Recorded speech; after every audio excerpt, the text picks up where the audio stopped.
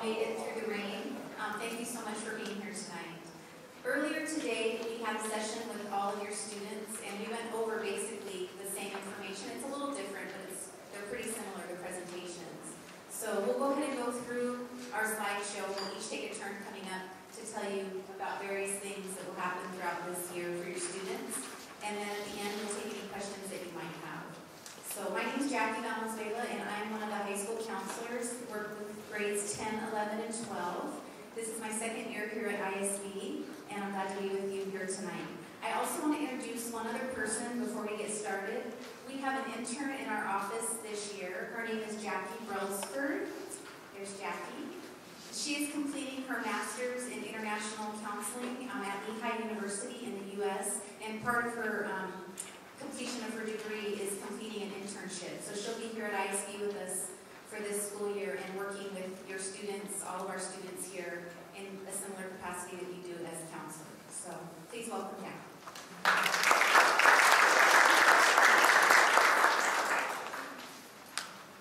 There's the mommy.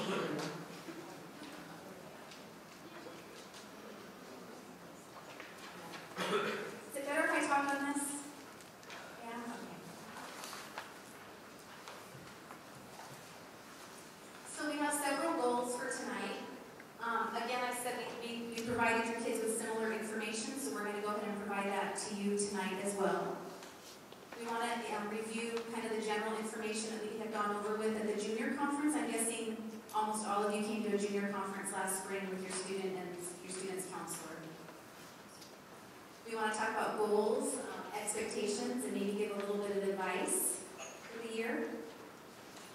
Go through a timeline of just the process of applying to universities. There are a lot of deadlines and dates, and I think a sheet has been given out to you that Jennifer will go over with you for different timelines for your students this year. I want to talk about resources and events. We have a lot of resources. We're really lucky here at ISB to have a lot of resources available to us and to have a lot of universities visiting and a lot of events going on. Talk about ISB procedures, your role and our role as a counselor, which can get a little dicey sometimes. And then also address transition as your students transitioning from being at home and a high school student to moving away from home. Are any of you feeling anxious or worried about this whole process? I see somebody nodding. Yeah, it's a big deal. So these are just, we showed these to your students today too. One thing that research has shown is that students who are taking care of themselves and are loving toward themselves, their first year of university especially, they absolutely do better that first year and are more successful. So instead of being hard on themselves, telling themselves I can't do this, why am I here, this is too much, if they can kind of flip that around and kind of do that positive talk and be mindful of that this too shall pass, that those students really do fare better as they move through university. That first year's tough, especially those first few months. A little humor can go a long way. This is cute if you want to read that.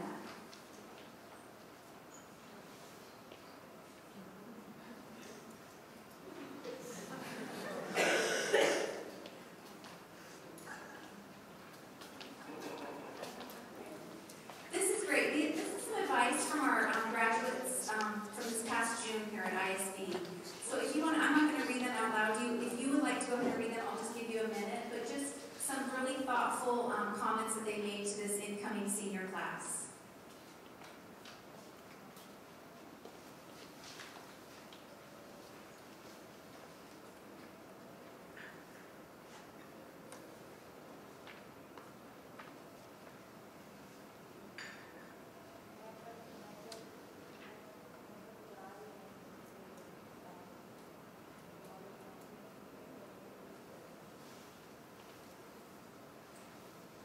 Is somebody talking to me?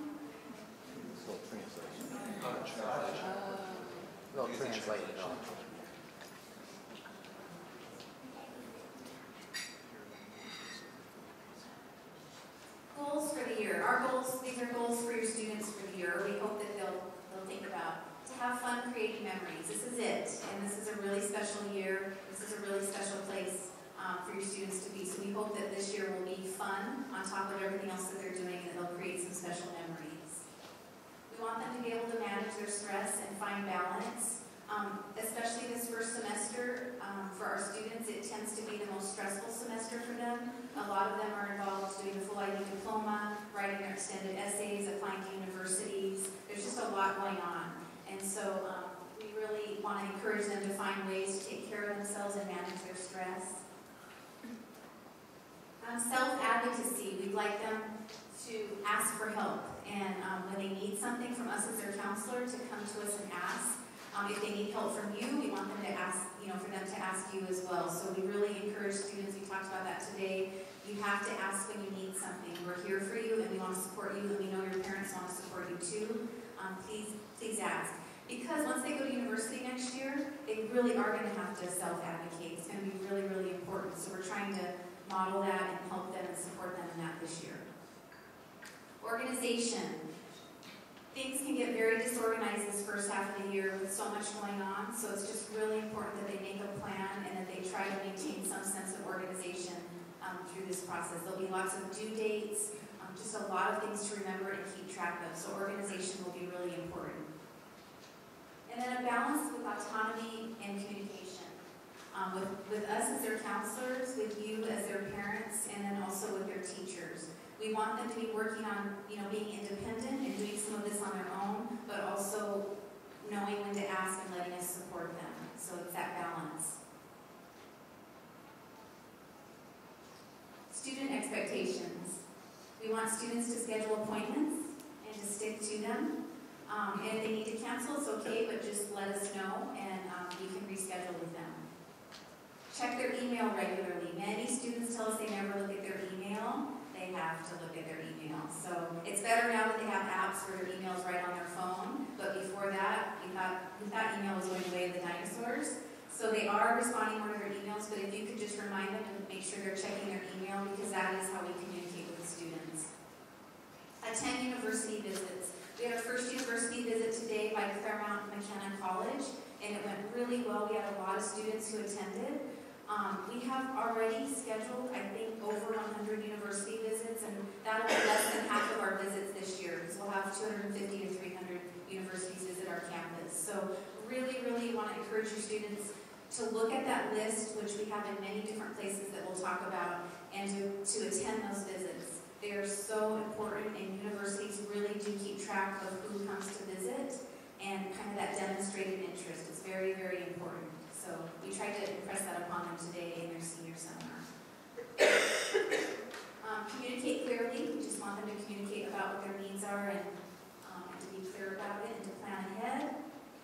We always update the Naviance list. I actually do that myself, and it's updated on a regular basis. Every time a university contacts us and wants to visit, we put them into Naviance. We have a new website that will be discussed later that we have as well. It goes home in the e-newsletter that goes home to you every Friday. So there are lots of different ways that you are receiving information about the visits. And by the way, you guys are invited to the visits as well. So it's not just for students. You're welcome to come. And 99% of them are during lunch in 203. We want students to meet and exceed deadlines. So instead of pushing up and procrastinating, to try to get things done early if they can. And then know that stress will come. A little is okay. It's good for all of us, and it will pass. These are just some reminders. When we met for the junior conference, we had a student agreement sheet that we looked over with you as parents, and your students signed off on that. They initialed after each of these, and you also signed it as a parent. So some of the highlights from that were, it's just really important that students' essays are authentic, and it's their words, their writing, it's from them.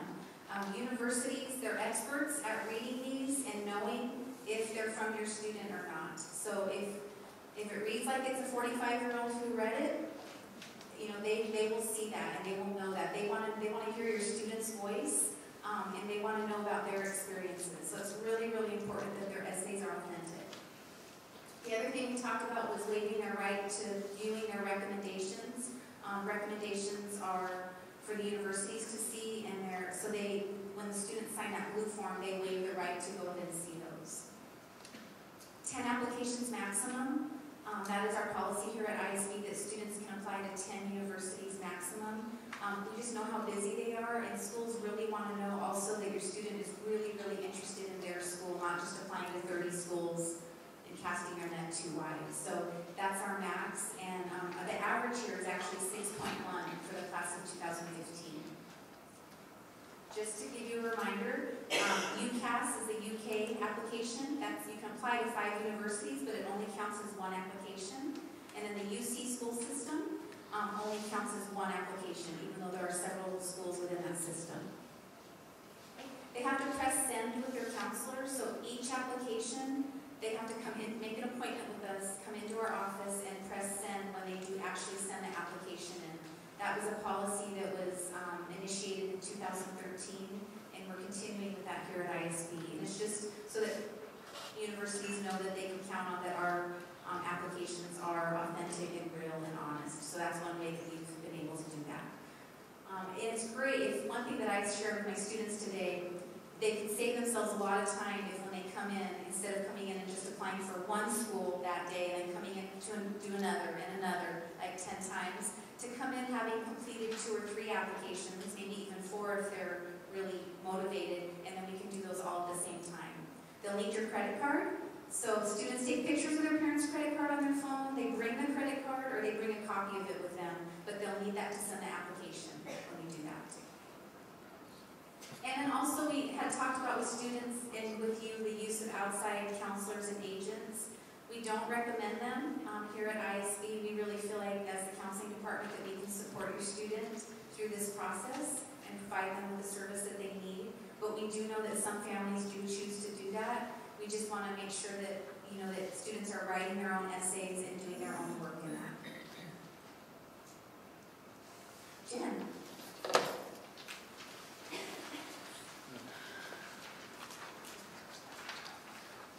Good evening.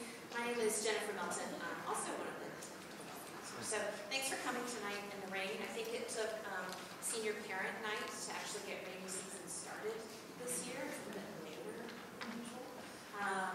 But tonight, as you came in on the back table, there are some timelines that you might have picked up. And what we've tried to do, we know that our students are applying to universities all over the world. They're applying to a variety of programs within each country, and there are a variety of different kind of deadlines depending on if you are applying to Korean universities or ones in the UK, the US, etc. There's so many different things to manage. So what we've tried to do is pick some of the most important deadlines, or the biggest deadlines that our students have, and put them all on one sheet. So this isn't 100% inclusive, but you'll notice the first half will go over everything that's happened so far as part of this process. We did a lot last year. We kicked off with junior parent night. We had individual meetings with all of our 11th graders. We had a number of different programs to help them understand UCAS, the personal statement, writing essays in the United States. We have a special session on Canadian universities as well. So a lot has already been happening behind the scenes with students. Now we're really getting to the actual nitty-gritty of the application process. So this will kind of go over some of the deadlines. I'm going to just highlight a few of them for you. For a lot of the students where IB Pretty Good Grades is going to be part of their application process, those will be available in October of 2015. So just, a couple of months away.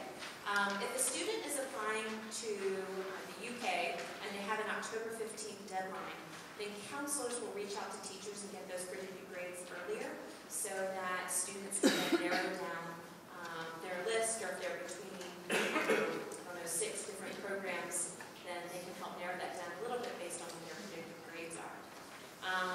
The next one is November 23rd. This is when transcript requests are due for students applying to any university that has a deadline through January. Okay? This is really when the bulk, we kind of have 2 busy times in our office. The November-December time is the absolute busiest, and it's kind of crazy how many things go through our office and how many meetings we have to submit, how many documents that need to be prepared and sent either electronically or via paper. So November 23rd is the final deadline for students to request transcripts. We have forms that are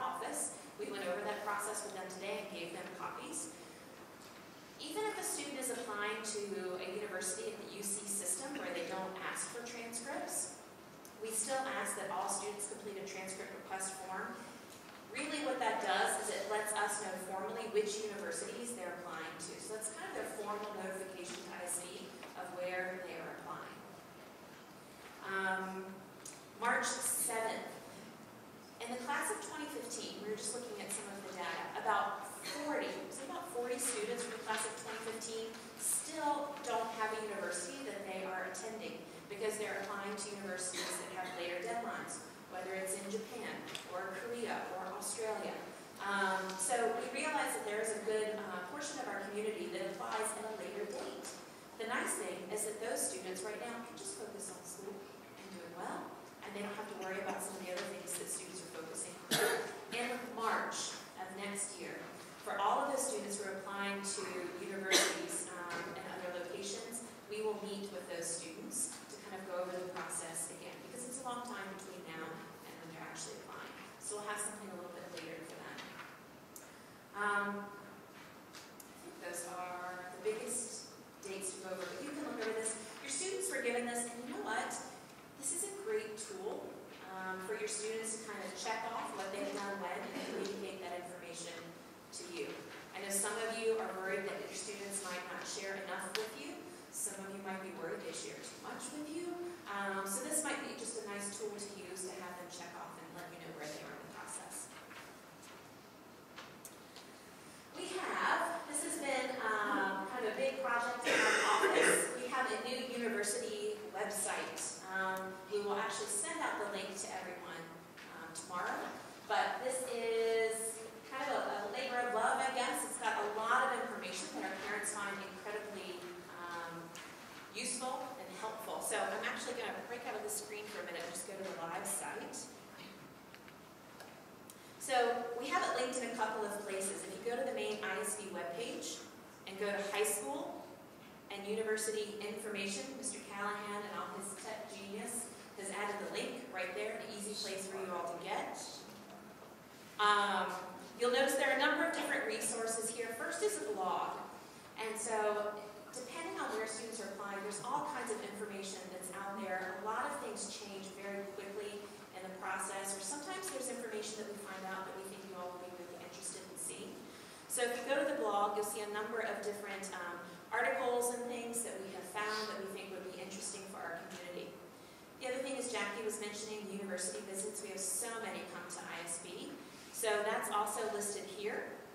It's actually a Google Calendar, and if you want, you can scroll down to the bottom, and you can subscribe to that. And then you can add to your calendar when all the universities are coming. The other section here is, at this point, for most of our students, they know at least what countries they're going to. So we have some different guides for each country giving an overview of the system. Obviously, if you're applying to your home country, then you're probably going to know a lot more of the details that we haven't included here, just because we have one page. But some of our students are applying to multiple countries. And if you're not from that country or you didn't study there, you might want a little more background information. You can access those there. Transitions, which we'll talk about tonight, resources there for you to start thinking about. Really, this is a transition year for you and for your son or daughter. And then a variety of different resources at the bottom. So we hope that you find this helpful and useful. Students were told about this as well today.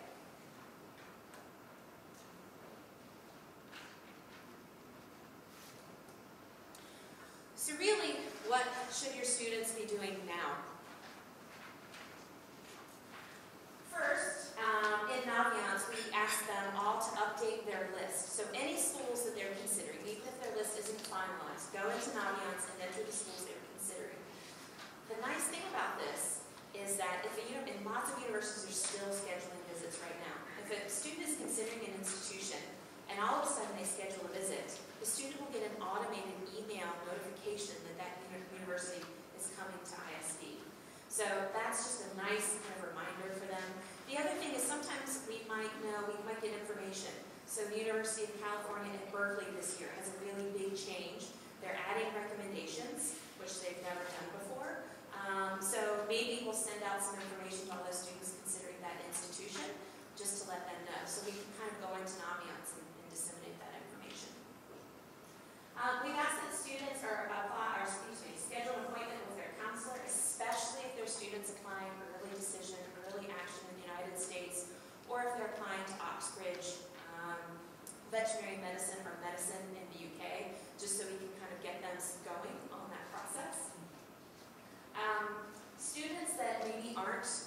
until a little bit later in the year, they absolutely are welcome to come see us anytime, but I don't think that we have that immediate rush to hurry up and get them in and kind of see where things are going. We still would like to meet with them though. Asking teachers for recommendations or a reference, we talked about that as well today. There is a form. So what we ask that they do is go see teachers and say, would you be willing to write me a recommendation? The teacher says yes. It's going to be a positive recommendation. It will be honest, but it will be positive.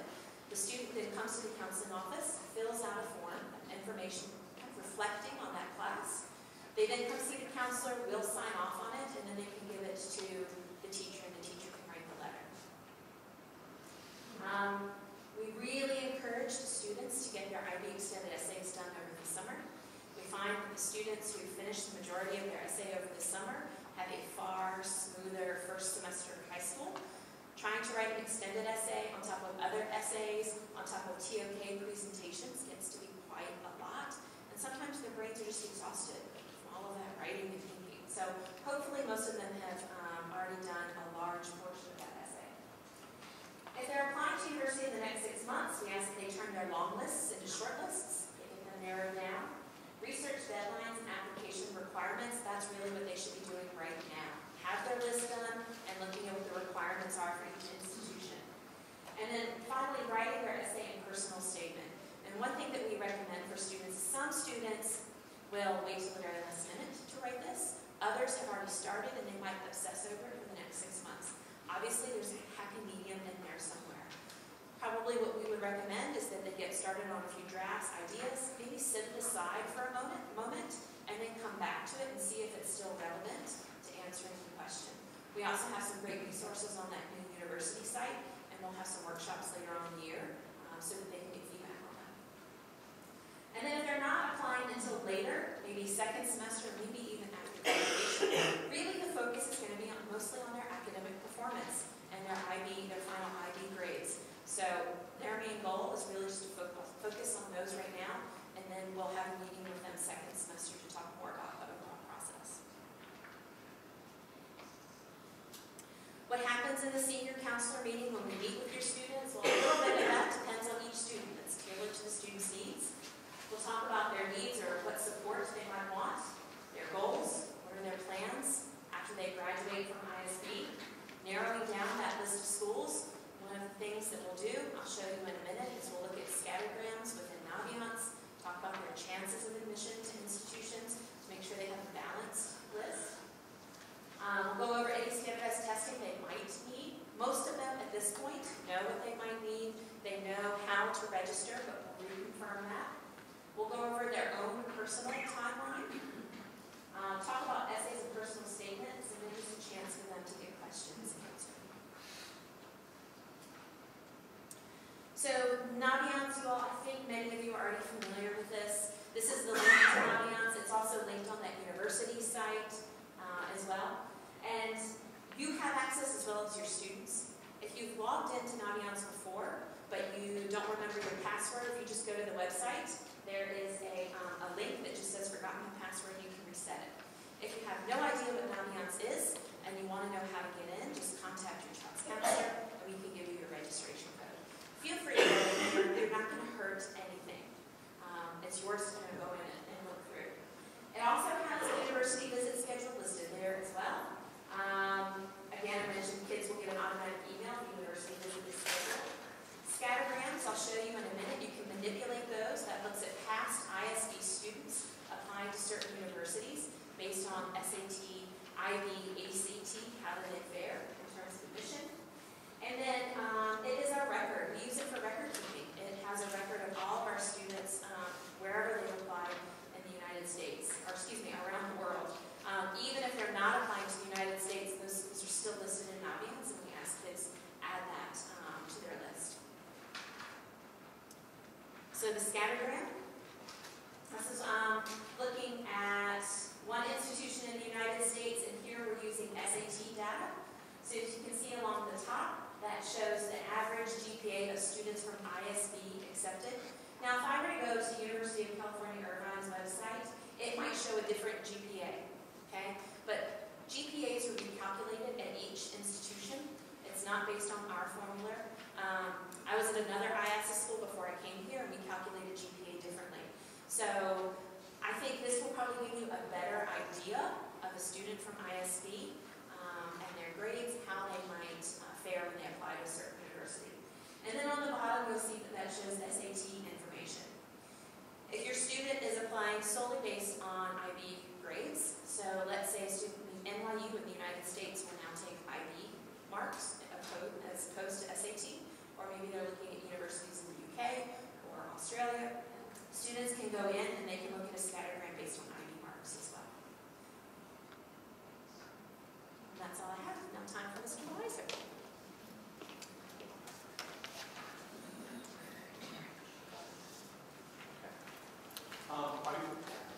Can you hear me? I'm going to do this pretty loud, so okay. Hey, I always do the SAT stuff because I'm the SAT guy here. Your students have probably already taken an SAT or an ACT already. They sign up online. That has not, we can help them get online. We have it. Actually, you got the green sheet. The green sheet that you picked up over there has all the SAT dates on it, ACT dates on it, and also we are what's called a closed test center for the SAT. We're closed for ACT also. Okay, hey, we are now closed for the ACT also. So we only test ISB students. So when they go onto the SAT website, they're not going to see the International School of Bangkok on there. They have to follow these instructions and type in our codes, and then they'll see ISB. Okay? They pay online. The students need to then eventually go online and send those results directly to the university. The universities want official scores from College Board or from ACT. They don't accept them from us. So the students have to go on and actually make sure they send that. Okay? If your son or daughter's passport is from a non-English speaking language, okay, they need to take usually either the IELTS or the TOEFL for the English language. If you are applying to the UK, the student should take the IELTS. Okay? It's less about the university, it's more about obtaining the visa in the UK. They need the IELTS result. Well, do I have to take both the TOEFL and the IELTS? I'm applying to the UK and to the US. No! You can just take the IELTS. All US and Canadian and other universities take the IELTS. Don't spend the money for both. Okay, so take the IELTS if you're looking at the UK. If you're only looking at the US or Canada, then you can do the TOEFL. Okay? And again, that's at ISB. Again, you have these test dates. All universities have different requirements. This is part of that 8 or 9 or 10 hours of research. The students need to look at the universities and what does that university require. They might not require an SAT at all, or they might require the SAT and 2 subject tests. But each university is different, so it's so important that they go in and do a lot of research on the testing. A couple of students asked, well, if it's optional, do they really mean optional? Yes. Okay? Some of our non-first language students, first language learners that aren't English, they sometimes do not send in the SAT results. If it's optional, it means optional. You know, you think that the university is being so nice and the SAT is optional. But there's another motive for the universities.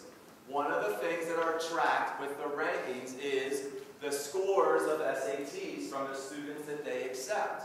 Well, if they are optional and students that aren't doing as well on the SAT aren't sending in the scores, then those scores aren't part for the rankings.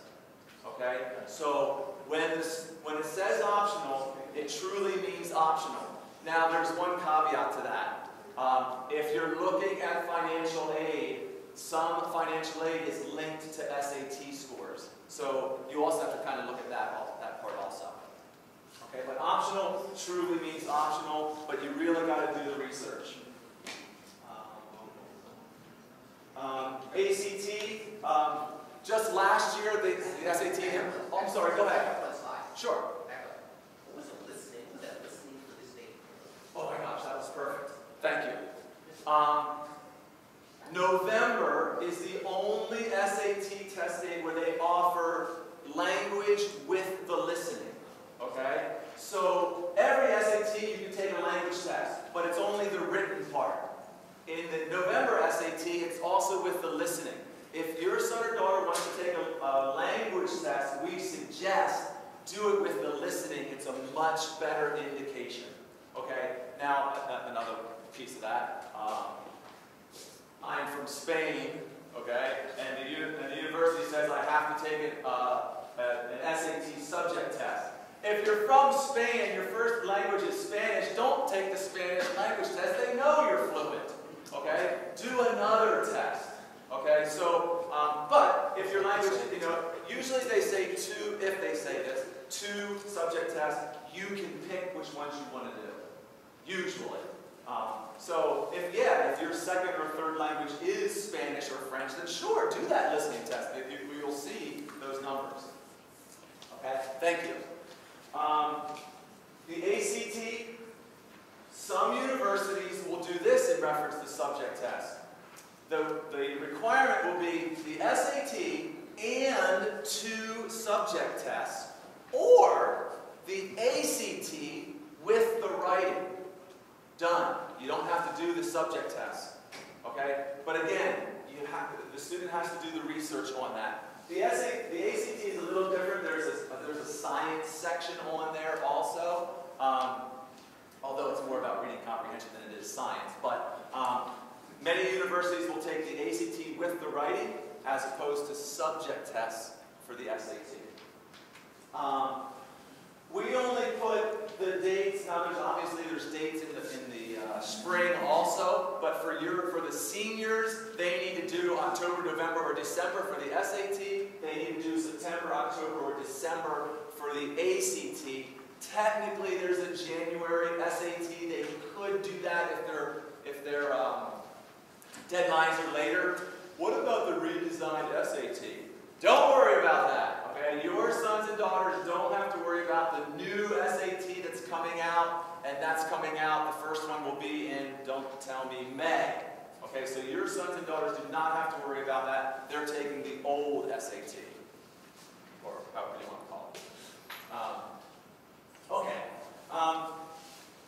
So 2 people that they really need to get to know, or 3 people, are the secretaries in the office. Kuhn Phone is in the registrar office, and that's who sends the majority of their stuff for universities. This first, there's those transcript request forms that were mentioned earlier. These things are so easy. It takes like 2 minutes to fill this out, and the students are always stressing about it. Okay? This is real simple. All they do is fill out the front of that and hand it to Kuhn Phone, and then that tells us what university they're applying to. They only have to put in here the name of the university, what they want to send to that university, the transcript, 1 letter of recommendation, 2 letters. It's very self-explanatory. It's 2 or 3 minutes to fill this out. Real easy. Is there a way to track that? I mean, 3 weeks, 4 weeks in advance to send that in. Is there a notification that the student will receive saying, I sent in your recommendation to school X? Mm-hmm. So we asked for this form 3 weeks before the deadline. So from the student. And then on Naviance, when things are sent electronically, it'll be listed on Naviance next to that university that it was sent. And then we can also, I think on our side, we can actually see the date then. But the students will see when that it was sent from our office. And teachers that have left, they have access or individually contact them? For recommendations? Yes. Yeah. The majority, some of the teachers that already left, students had already asked for letters of recommendation, and we already have them on file for many of the teachers that left.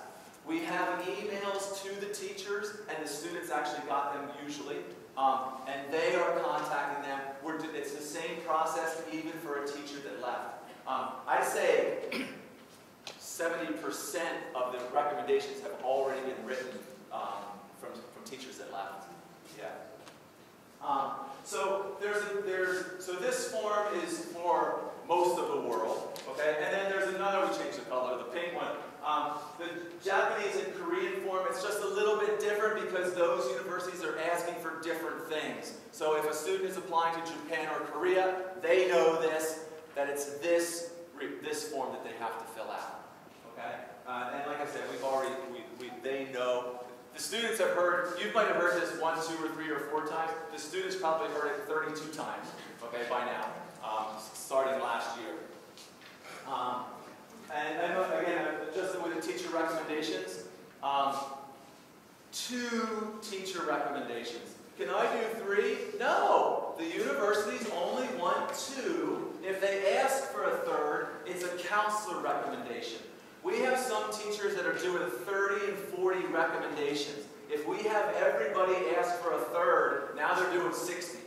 And I don't know of any, there's no universities that ask for 3 letters of recommendation. It's 2 teachers, and then many times they'll also ask for a counselor recommendation. And the counselors write a letter of recommendation for every student. Okay? And we also send whatever the university wants. When they do the transcript request form, if a university only wants a counselor recommendation, they tick that. If they only want 1 teacher recommendation, they tick that. Because we want to make sure that we're sending what the university wants. How do you choose which teacher recommendation to send? Counselors read them all. Okay? So we read the teacher recommendations, and every once in a while we have to send it back and say, you want to change this? It might not sound a little... don't tell the teachers I said that. So yes, we go through, and it will also depend on what program the student is applying to. We want to send a math or a physics if a student is applying to an engineering program. If they're applying to more of an English program, it might be more of a humanities history. So it depends that way too. I don't remember where I stopped. University Labs, every Monday between now, August, and November, there is a counselor sitting in room 203, and seniors can come in, and it's an hour time where they can just sit down, work on applications, do research, register for the SAT or the ACT, and a counselor is there in case they have any questions. So it's every Monday after school at 2:15-ish in room 203. Work on applications, do research, just in general questions that they might have. And then also, there are some special sessions that we'll do. There's one specifically on essay writing, personal essay. There's one specifically on the UCAS personal statement. That is very different.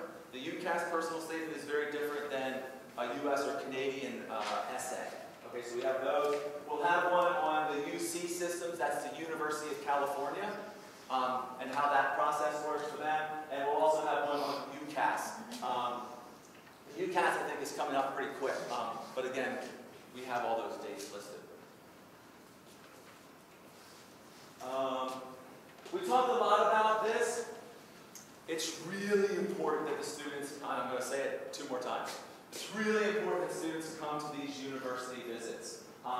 There's no excuse for them not knowing about it. It's in our office. It's on Naviance. It's on the daily bulletin. It's on a weekly bulletin also that goes home to parents. It's on the TV.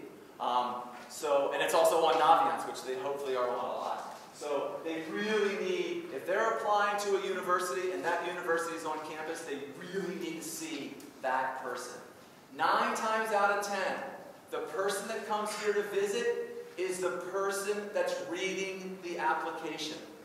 Because this is their region, they read Southeast Asia or Thailand, that's the person that's reading their application.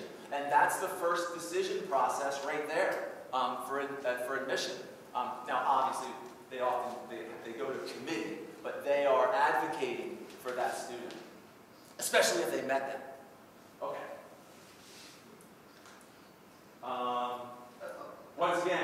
we use the word demonstrated interest.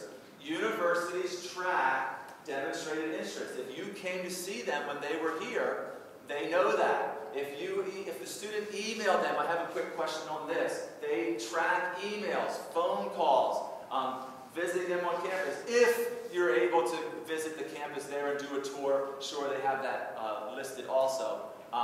But not visiting a university as an international student does not hurt the student. Okay, they understand that international students are not going to be able to visit all the time. But they really track this, and I think I have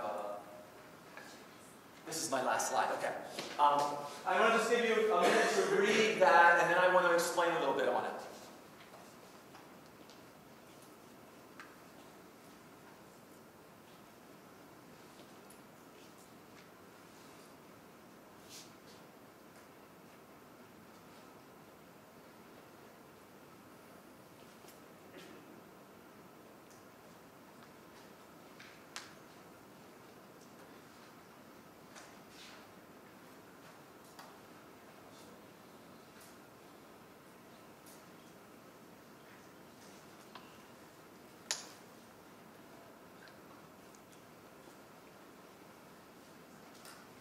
We've heard this in various forms from many university reps. If there's two students of equal, and this one the rep met and this one they didn't, many times it's this student that they met. Okay? I want to explain this right here. We're in America where relationships matter. Well, relationships matter in Thailand also. Okay, but what this person is referring to is, unlike other countries where it's only an IB score or a GPA or an SAT score that gets you into a university, in the US and in Canada and some other countries, it's the relationship. They are looking at everything, not only test scores, not only the GPA, the extracurricular activities, the letters of recommendation. They're looking at all that stuff. And they're looking for a personal fit for that school, not only academically, but also for the community of that college campus. So that's what it means by relationships matter a little bit more for U.S. and maybe Canadian universities, because they're looking at the whole person and not just a test score. So I think that's what he's trying to say there. Okay? That's all I have. Who's up? Mr. Callahan.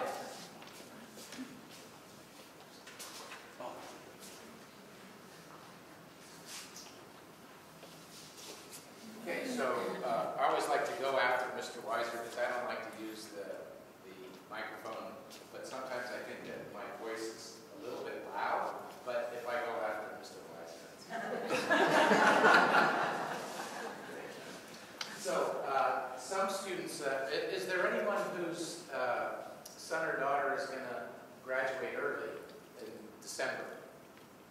So I don't need to spend too much time on this. This is for students who would be applying to Japan now, who would be starting in March.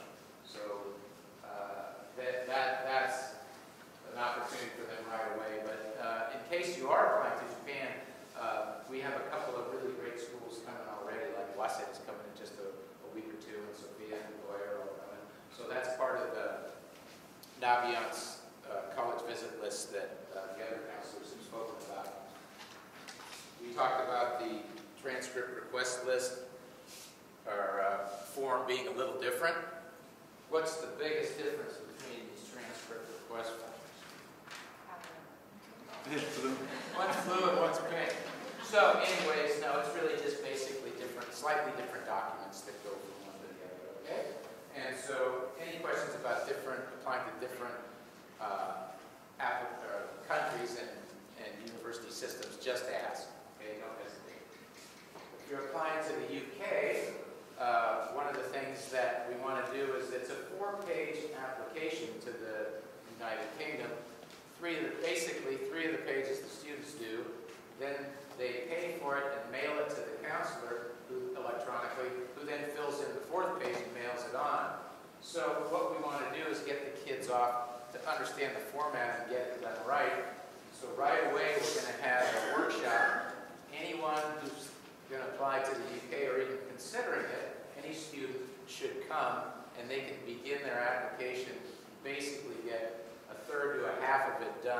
in one session. And they can add the harder parts, the personal statement and those things, the selection of their courses later. But this is really getting them off and running and being efficient at it.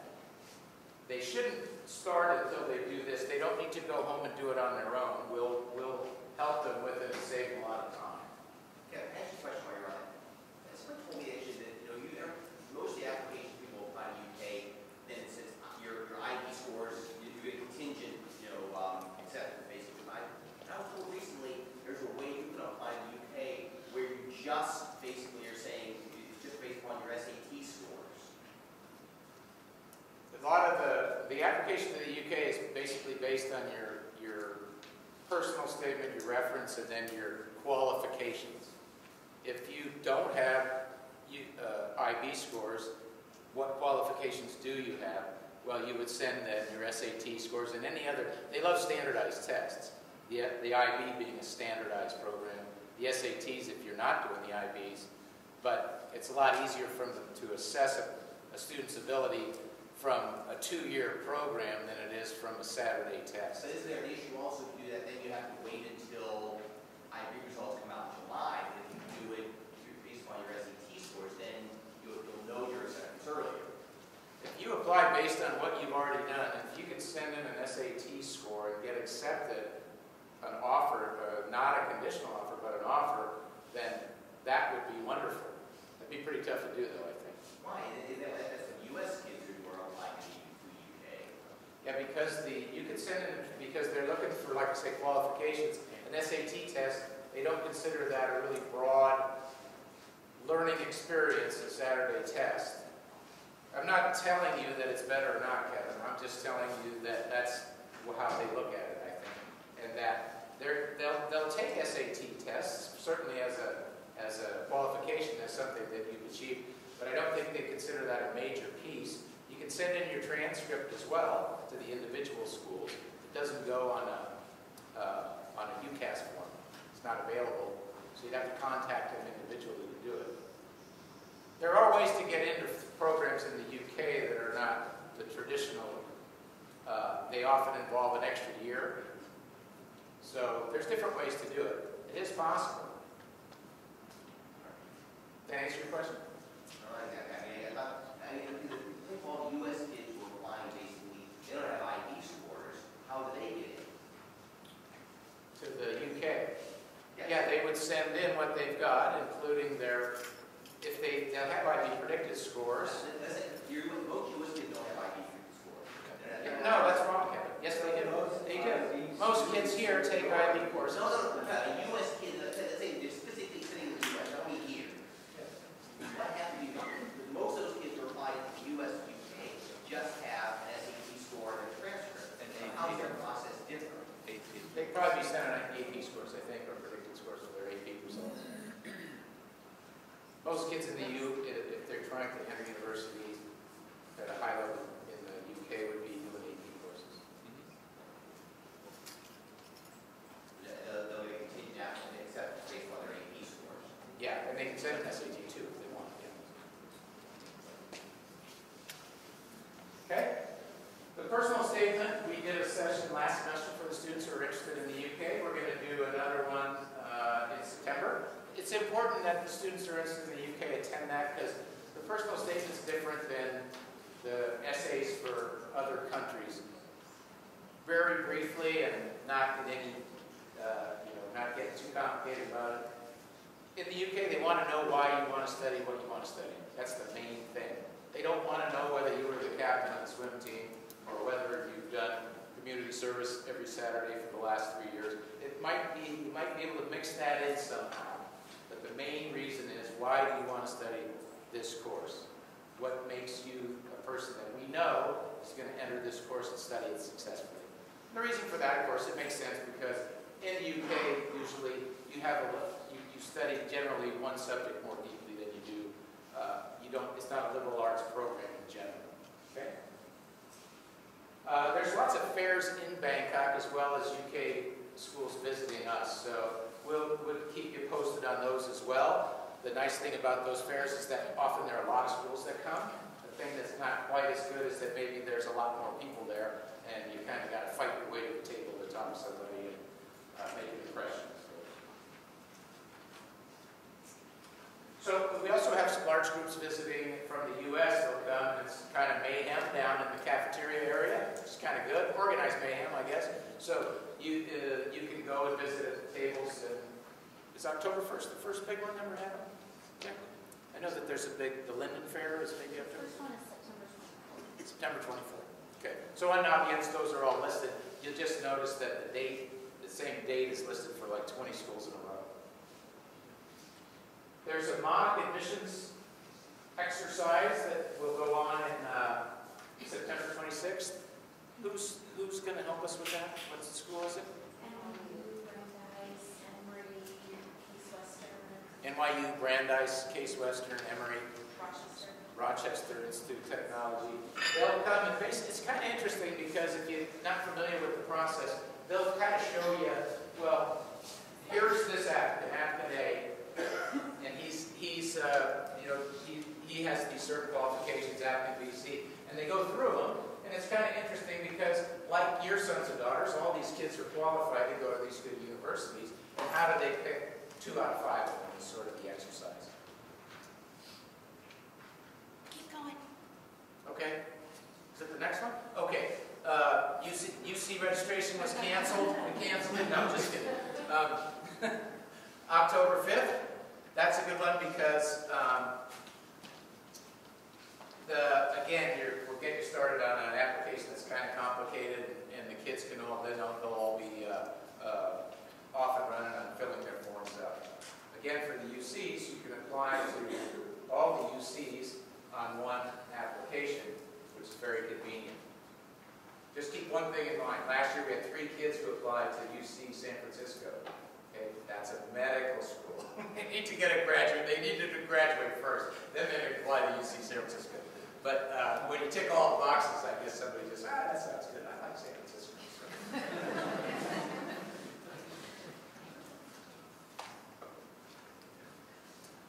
Well, again, and also not just next semester, but forever. If your sons or daughters are applying to universities after they're going to get their results and everything else after they've graduated, we don't give up on them. We'll always help your sons and daughters 5 years down the road if they change their mind and want to do something else.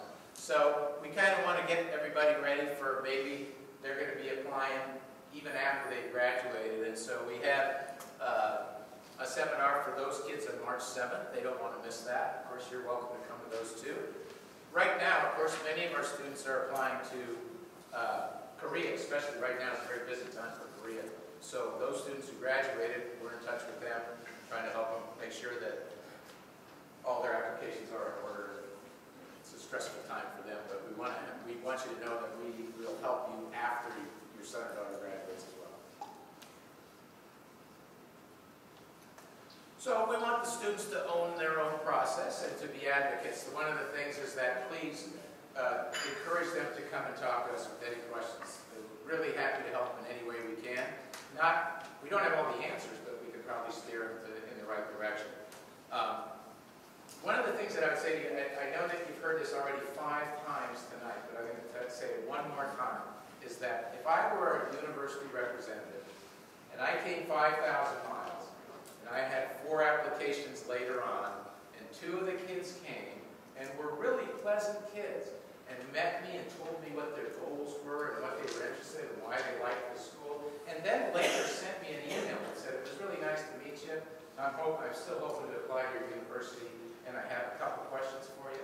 And then I had 2 kids who applied but had never come to the session that I gave at the school that I traveled to 5,000 miles. I know what to I entail. I know what to I take. Okay, that's all it is. Okay, so this is a little blurb that Jennifer found, and it's good to hear it from the kids, yeah.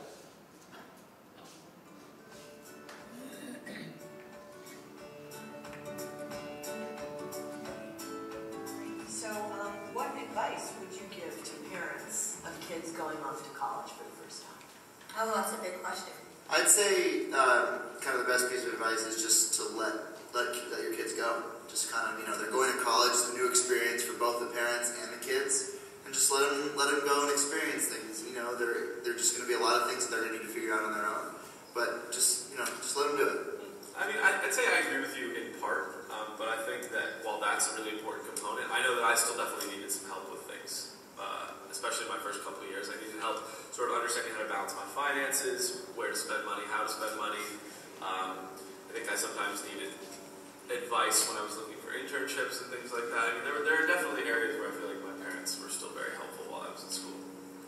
I definitely do agree that, parents are useful, but I feel like a lot of times... Parents are useful. I agree. The question we get all the time is like, oh, how's your roommate? How's your roommate? And I feel like that's, for me, like, not the main aspect of my college experience. I have so many other friends. I will say, to really let your child reach out to you and let them kind of figure out what type of communication, and how often that they want to communicate with you as a parent. That's an important thing, I think, is that contact should come from the student, not from the parent. If there's a serious issue where your student isn't contacting you for months at a time, I can understand that, but I don't think the parents should necessarily be initiating contact all the time, especially when their kids are, for the first time, free to really understand what life is without parents. It was a struggle for me to make friends and feel comfortable and happy. I would call my parents, and a lot of the advice they gave me in the end was to just give it some time and be open-minded, and I think in the end that's really what was most helpful. For parents, I would definitely say to encourage your students to try things that they would never expect to try, to really encourage them to find unique interests, to go and find things on campus that they wouldn't have gone and done beforehand. Another thing I would suggest is definitely to encourage your student to find their own voice, to give them the freedom to make the decisions, and understand that your decisions, there are consequences to your decisions. I guess my advice would be that if parents could almost just act like they know what's going on. Also, be there when they need you, but not be an overbearing parent. I'm not going really deep. I was going to say send snacks. Oh, send snacks, yeah. They give you them in the beginning, and then you're like, it runs out so quickly, and money is always a situation. It's always helpful to send. Yeah, little surprise gifts are fun. Yeah.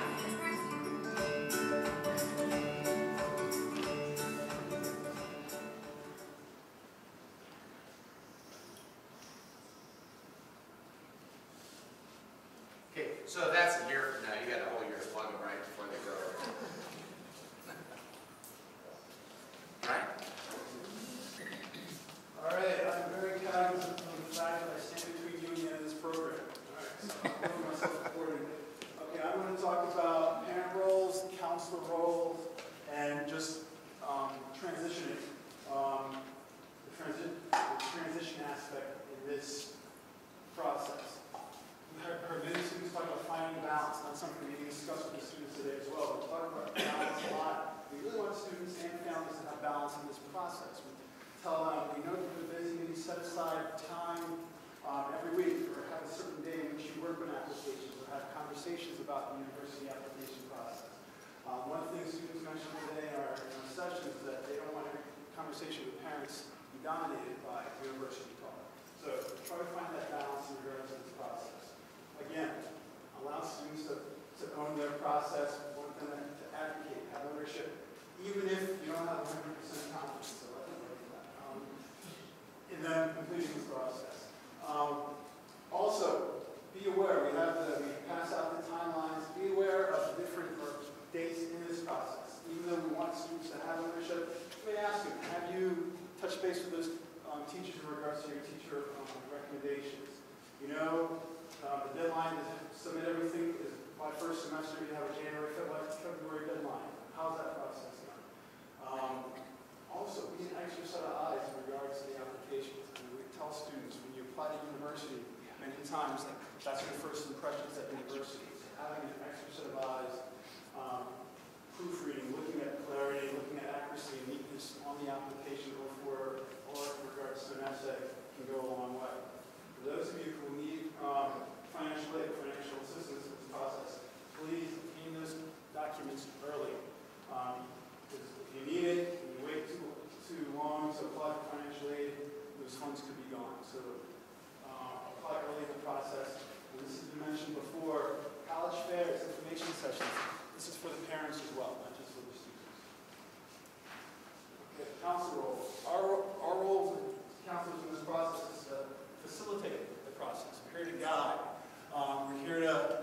students make realistic choices in regards to university selection and help them find those schools that are a good fit. Okay? We're cheerleaders as well. We provide support and encouragement, and as was mentioned earlier, before students send their applications, we're there to help them review. Again, another set of eyes. Okay, we've encouraged students today, in regards to this process, they're going to get to know the registrar, the secretary, and the receptionist very, very well. Be respectful. And being respectful, being courteous, and being courteous, that means having your documents in early. Don't wait till the last minute. Especially in regards to corrections. We talked about University of California. Their deadline is November 30th. Inevitably, every year, servers at the universities go down. People wait till the last minute. Okay? Or the UCAS application for the UK. Traditionally, it's January 15th. Inevitably, people wait till the last minute. And when you're rushed in completing this process, you're not going to put forth your best effort. So give yourself time. It's going to lessen the stress as well. And again, this has been hammered home a lot today, this last point. For different reasons, people change their names over the course of their high school career. Please make sure if your child's name has changed, that it is the same on the transcript. If they take IELTS, TOEFL, SAT, ACT, and in Naviance. The reason being, if a student's name is different on the transcript and on the application and testing, that could prevent a student from obtaining his or her student visa to a particular country. So make sure all the names and all the documents correspond. Very important. In transition, as humans, we feed off of each other, especially if somebody's nervous or anxious. If you're anxious about this process, that can feed your children will know that. So please try to lessen the anxiety and stress. Talk about trying to let college dominate every conversation. Try to give seniors more responsibility, not only in this process, but prior to graduation, because in a year, they will be on their own. Especially second semester, towards the end, towards graduation, before they transition off to university. Try to spend lots of time together, not focused on this process. Actually, this was me this summer. I have two boys, 11-year-old and 9-year-old. My wife and I sent them off to summer camp, or sleepaway camp, for 2 weeks. And I was a mess. You know, I mean, I'll be honest with you. My wife broached this subject with me back in January, so I had about 6 months to prepare myself to send my kids off to camp. And in doing so, there was a lot of foreshadowing. I dropped them off at camp. I have a feeling that's how the university is going to be, but they were fine. When we picked them up, they're like, Dad, can we stay even longer next year? So that was good for me. So be prepared for this. And Jen and I, we do a presentation at the end of the year in regards to the transition process. So we'll talk about this more as the year progresses. Speaking of transition, here's some really good resources, some really good books. Letting Go, Parents' Guide to Understanding the College Years, talking about that transition process. Especially if you've raised your children outside their country of passport, home country, and they're maybe going back to that country for university, and they've lived outside for a while. That's a really good resource right here with Tina Quick. Really good book. And this book here, The Naked Roommate, for years, this has been a guide for students going off to universities, but they've created a naked roommate for parents only. So lots of good tips and anecdotes. It's a good read. It's interesting. Yes, you will survive. And we, as the counseling department, we're here to assist you and your students in this process. And please use us as resources. That's our program. Do you have any questions? We're here to take questions. Yes, go. Right. For a student like the U.S., either PD or early action, do the universities get any academic information from this semester at all? Nothing at all. They get even like predicted IDs. They'll see nothing from this semester at all. We can include those. If students want those included, absolutely, we can include that. But they won't see any grade information at all No. this semester. Well, actually, some schools